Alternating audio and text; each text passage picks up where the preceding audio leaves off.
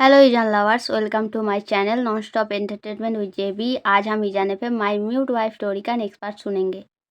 ईबो एक बार जाओजान के तरफ देखकर फिर मिसेस वांग से बोलता है, उसके बाद दांतों से कट गया है। ये सुनकर मिसेस वांग पजल्ड होकर फिर कुछ सोचकर ईबो से बोलता है, कितनी बार मना किया है दांतों से लिप्स को मत दबाया करो, पर तुम कभी भी मेरा बात नहीं सुनते। हर एक बुरी आदत से भरे पड़े हो तुम। पर्सनल डॉक्टर को फ़ोन करता हूँ, घर चलो, मेडिसिन लगाना पड़ेगा। अगली बार से इतना ज़ोर से मत दबाना। ईबो मुस्कुराते हुए जाओजान के तरफ देखकर सिर हिलाकर बोलता है, हाँ हाँ मॉम, समझ गया, अगली बार से ऐसा नहीं करेगा। मिसेस वांग ईबो के इस बिहेवियर से सरप्राइज होकर ईबो के आंखों को फॉलो करते हुए जाओजान की तरफ देखकर बोलता है, क्या हुआ? मैं तुझसे बातें कर रहा हूँ और तू जाओजान की तरफ क्यों देख रहा है? ईबो अपने मुस्कान को दबाकर फिर बोलता है, नहीं नहीं, कुछ नहीं। आप ये देखिए, ये सूट मुझ पर कैसा लग रहा है। ऐसा बोलकर ईबो पहने हुए सूट को अपने मॉम को दिखाता है। ईबो अपना दोनों हाथ पैंट की पॉकेट में घुसाकर प्राउड फील करते हुए स्मार्टली कॉन्फिडेंट फेस लेकर मिसेज वांग की तरफ देखते हुए खड़ा रहता है। मिसेज वांग ये देखकर सरप्राइज होकर थोड़ा सा गुस्सा होकर बोलता है, wow, looking very handsome, but तुम्हें नहीं लगता अपने से पहले तुम्हें जाओजान को शॉपिंग करवाना चाहिए था? हमेशा अपने खुशी के बारे में ना सोचकर थोड़ा उसके खुशी का भी ख्याल रखा करो। ये सुनकर ईबो मुस्कुराते हुए जाओजान के पास जाकर उसको कमर से पकड़ के मिसेज वांग की तरफ देखकर बोलता है, मैं उसकी खुशी का ही ख्याल रख रहा हूँ मॉम। ये सूट जाओजान ने मेरे लिए पसंद किया है। ये सुनकर मिसेज वांग एकदम से बहुत खुश होकर बोलता है, वाह जाओजान बेटा, तुम्हारा चॉइस तो बहुत अच्छा है। ईबो बहुत हैंडसम लग रहा है। ईबो एग्री करते हुए बोलता है, यस मॉम, मुझे भी ऐसा ही लगता है। मैंने तो सोच लिया है, आज रात के पार्टी में मैं इस सूट को ही पहनूंगा। व्हाट डू यू थिंक जाओजान? जाओजान कुछ नहीं बोलता, चुपचाप जैसे मुंह झुकाकर खड़ा था वैसे ही खड़ा रहता है। ईबो का मॉम कुछ समझ के ईबो से बोलता है, तो भी ठीक है, तुम दोनों अच्छे से शॉपिंग कर लो, मैं आता हूँ। तुम्हारा डैड ज्वेलरी शॉप में मेरा इंतजार कर रहा है। ऐसा बोलकर मिसेस वांग वहाँ से चला जाता है। मिसेस वांग के जाने के बाद ईबो जाओजान के मुंह को अपने हाथों की उंगली से पुश करके ऊपर की ओर उठाकर पूछता है, क्या हुआ? तुमने आंसर क्यों नहीं दिया? जाओजान एक बार ईबो के लिप्स के तरफ देखता है।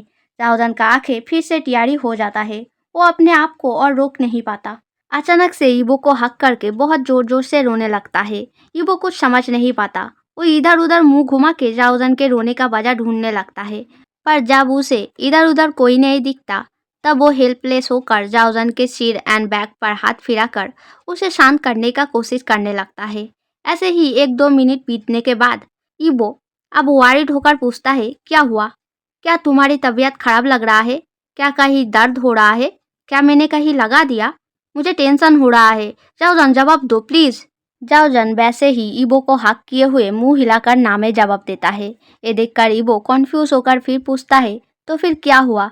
तुम इतना क्यों रो रहे हो? मेरे तरफ देखो प्लीज, रोना बंद करो। जाओजान मुंह उठाकर रोते हुए आंखों से ईबो के तरफ ना देखकर ईबो के काटे हुए लिप्स की तरफ देखता रहता है। अब जाओजान का आंखें फॉलो करके ईबो को शायद कुछ समझ आता है। ईबो जाओजान के मुंह को दोनों हाथों से पकड़कर अपने थंब से आंसू को पोंछते हुए बोलता है, मुझे कुछ नहीं हुआ। Don't feel guilty, it's my fault not yours. It's not painful anymore, so stop crying and let's go for shopping, वरना तुम्हारा शॉपिंग पूरा नहीं होगा और मॉम मुझे ही आकर मारेंगे। ऐसा बोलकर ईबो जाओजान को जबरदस्ती शॉपिंग करवाने लगता है। हर 10 मिनट बाद 4-5 ड्रेस लेकर ट्रायल रूम में ड्रेस ट्राई करने भेज देता। जाओजान रेसिस्ट करने से ईबो स्मिंग करते हुए बोलता, क्या मैं भी आऊँ अंदर हेल्प करने के लिए? ये सुनकर जाओजान शर्मा कर जल्दी से ट्रायल रूम के अंदर घुसकर दरवाजा लॉक कर देता। एंड ईबो वहीं पर ट्रायल रूम के बाहर खड़ा होकर जाओजान का इंतजार करता। ऐसा करते करते पूरे 30 मिनट बाद बहुत सारे शॉपिंग बैग में ईबो का हाथ एक्यूपाइड हो जाता है। अपने हाथों पे टंगे हुए बहुत सारे शॉपिंग बैग के तरफ देखकर सेटिस्फाइड होकर ईबो जाओजान से बोलता है, चलो अब ज्वेलरीज खरीदने जाते हैं। जाओजान के पास पहले से ही बहुत सारा था, इसलिए वो मुंह को ना में हिलाकर मना करने लगता है, पर वो फिर भी उसे जबरदस्ती लेकर जाता है। ज्वेलरी शॉप के अंदर घुसकर बहुत सारे ज्वेलरीज जाओजान को दिलाने के बाद ग्लास के अंदर रखा हुआ एक ज्वेलरी ईवो को बहुत पसंद आता है। ईवो उस ज्वेलरी के करीब जाकर वर्कर से वो ज्वेलरी ग्लास के अंदर से निकालने को बोलता है। इस ज्वेलरी को हाथों में लेकर ईवो मुस्कुराता है। करीब से देखने पर ये ज्वेलरी उसे और भी पसंद आने लगा है, क्योंकि ये ज्वेलरी बहुत यूनिक था, बिल्कुल जाओजान की तरह। एक गोल्ड चेन के अंदर एक रेड डायमंड से बना हुआ हार्ट पेंडेंट। ईवो सीधे उस चेन को लेकर थोड़े दूर खड़ा हुआ जाओजान के पास जाकर उसके गले में पहना देता है। जाओजान अचानक कुछ ठंडा सा गले में महसूस करके चौंक जाता है। चेन पहना देने के बाद ईवो जाओजान को कंधे से पकड़कर मिरर के आगे ले जाता है।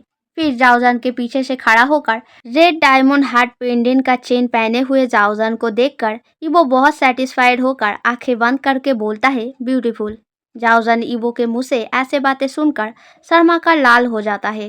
जाओजान को रेड कलर बहुत पसंद था, इसीलिए ये रेड डायमंड हार्ट पेंडेंट से जाओजान का नजर नहीं हटता। जाओजान पेंडेंट को अच्छे से महसूस करने के लिए हाथ अपने नेक की तरफ बढ़ाने जाता है। तभी ईवो जाओजान को अपनी तरफ घुमाकर बोलता है, तुम पर ये ज्वेलरी बहुत सूट कर रहा है, just like it's really made for you. आगे से इस चीज को हमेशा अपने गले पर पहने रखना। It's my token of love for you, remember it, okay, and never cry any more. ऐसा बोलकर ईवो जाओजान के लिप्स के ऊपर एक क्विक किस करता है। जाओजान जल्दी से इधर उधर देखने लगता है। ईवो स्माइल करते हुए बोलता है, डोंट वरी, वो लोग हमारे तरफ नहीं देखेंगे। And never feel guilty for doing anything to me, because I am all yours. You can do anything to me because you have rights, okay. ये सुनकर जाओजान को बहुत हैप्पी फील होता है। उसे पता था ईवो नहीं समझेगा, इसलिए वो कंफर्टेबल होकर वेरी स्लोली साइन लैंग्वेज में बोलता है, thank you so much for this gift, I love you very much evo. ऐसा बोलकर जाओजान जल्दी से ईवो के लिप्स पर एक क्विक किस करके शर्म से लाल होकर स्पीडली वहां से चला जाता है। ईवो सरप्राइजिंगली मुंह को थोड़ा सा खोलकर स्टैचू बनकर वही खड़ा रहता है। कुछ देर बाद जब ईवो सारे ज्वेलरीज को पैकिंग करा के बैग को लेकर ज्वेलरी सेक्शन से बाहर आता है, तब वो देखता है जाओजान मिसेज वांग एंड बाकी सभी के साथ काउंटर के पास एक साथ खड़ा है, शायद उसी का इंतजार कर रहा है। ईवो पास जाते ही मिसेज वांग पूछता है, सारा शॉपिंग हो गया है ना, कुछ छूटा तो नहीं? ईवो सिर हिलाकर ना में जवाब देता है। मिसेज वांग सिर हिलाकर बोलता है, ठीक है, सारे के सारे शॉपिंग बैग काउंटर के ऊपर रख दो। ईवो मिसेज वांग की बात अनुसार काउंटर के ऊपर सारे शॉपिंग बैग्स को रख देता है। ईवो सारे काम करते हुए बारी बारी से जाओजान की तरफ देख रहा था, पर जाओजान बिलिंग करने के टाइम से लेकर कार में सामान को रखकर कार के अंदर घुसने तक एक बार भी ईवो के तरफ नहीं देखा, जैसे कि वो जानबूझकर ईवो को इग्नोर कर रहा है। कार ड्राइविंग करते टाइम ईवो जब जाओजान की तरफ देखता है, तब जाओजान एज यूजुअल कार के विंडो से बाहर की ओर देख रहा था एंड हाथों को थोड़े से बाहर निकालकर हवा को महसूस करके खिलखिलाकर धीमी धीमी स्माइल कर रहा था।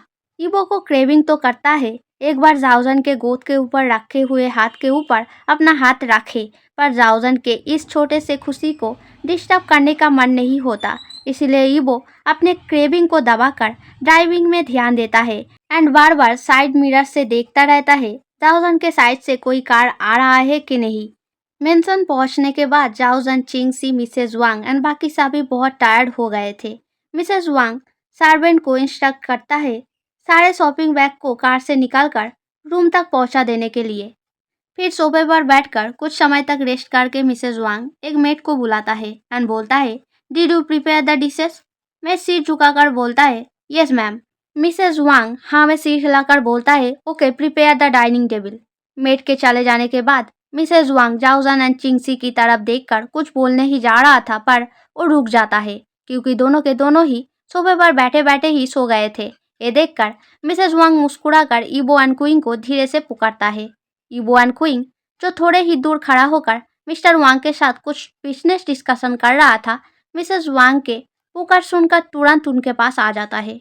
मिसेज वांग दोनों की तरफ देखकर बोलता है, अपने अपने वाइफ को लेकर रूम में जाओ, शायद वो दोनों थोड़ा ज्यादा ही टायर्ड हो गया है। मैं रूम पर खाना भिजवा देता हूँ, कुछ खिला देना, खाली पेट सोना अच्छा नहीं होता। मिसेज वांग की बातें सुनकर ईवो एंड क्विंग दोनों ही कंफ्यूज होकर अपने अपने वाइफ के तरफ देखता है एंड सरप्राइज हो जाता है। मिसेज वांग की तरफ देखकर हमें जवाब देके ईवो एंड वांग क्विंग दोनों ही अपने अपने वाइफ को गोदी में उठा के सीढ़ी से होते हुए ऊपर अपने अपने कमरे में चला जाता है। जाओजान को बेड में सुलाने के बाद ईवो जाओजान के फेस की तरफ देखने लगता है। फेस इतना इनोसेंट लग रहा था कि ईवो जाओजान को नींद से जगाने के डिसीजन को पोर्ट्रे करने लगता है, पर बॉडी क्लीन अप करना एंड ड्रेसअप चेंज करना जरूरी था क्योंकि वो लोग बाहर से आए थे।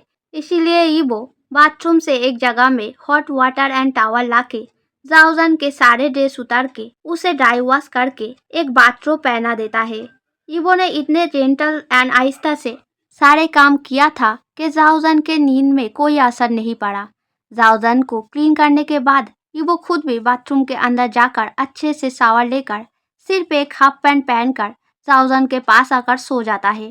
थोड़ी देर बाद दरवाजे पर धीरे से नॉकिंग साउंड सुनकर ईबो दरवाजा खोलकर मेट के हाथ से खाने का ट्रे लेकर रूम के अंदर रख के दरवाजा फिर से लॉक कर देता है। जब ईबो जाओजन को खाने के लिए नींद से उठाता है तब जाओजन अपने आप को इस बाथरोब में देखकर बहुत सरप्राइज हो जाता है। बाथरोब का रोप अच्छे से बंधा नहीं था, इसलिए जाओजन के चेस्ट एरिया के बहुत ज्यादा पार्ट दिख रहा था। ये देखकर जाओजन जल्दी से बाथरोब को खींचकर अच्छे से खुद को ढककर रोप को टाइटली बांधने लगता है। तभी ईबो बोलता है, don't worry, I can control my desire, just eat something and sleep. ईबो की बातें सुनकर जाओजन ईबो के तरफ देखता है एंड ईबो के ड्रेसअप को देखकर और भी शर्मा कर धीरे धीरे मुस्कुराने लगता है, क्योंकि ईबो के बियर अपर बॉडी के वजह से ईबो अट्रैक्टेड तो लग रहा था, पर इस हाफ पैंट के वजह से ईबो को देखकर जाओजन को ईबो वेरी क्यूट लगता है। जाओजन को ऐसे मुस्कुराते देखकर ईबो अपने आप को अच्छे से चेक करके कंफ्यूज होकर जाओजन से पूछता है, क्या हुआ, do I look funny to you?